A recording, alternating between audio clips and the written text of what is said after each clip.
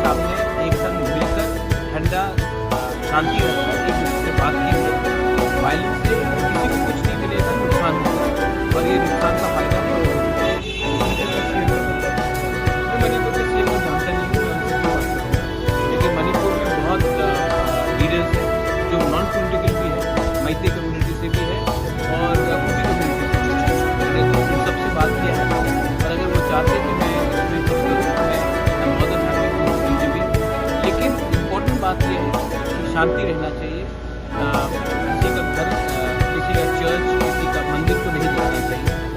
इससे किसी को कुछ नहीं मिलेगा और सोसाइटी डिवाइड। अभी आप देखिए 8 तारीख को क्या होने वाला है। 8 तारीख को देखिए क्या होगा। उसके बाद आप बात कीजिए। मैंने आज ही होम मिनिस्टर से सवेरे बात किया है और 10 तारीख को मैं होम मिनिस्टर से मिल रहा हूँ और 8 तारीख को इंटरलॉक्यूटर त्रिपुरा।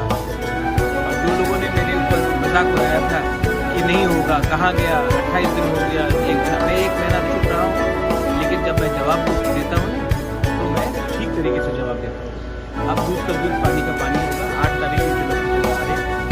मैं आज समाजवादी से मिल रहा हूँ, त्रिपुरा साथ कॉन्स्टिट्यूशनल सोल्यूशन के लिए मैं फाइट करते रहूँगा। ये फाइट मेरा नहीं, मेरा कम्युनिटी का है और मैं अपना कम्युनिटी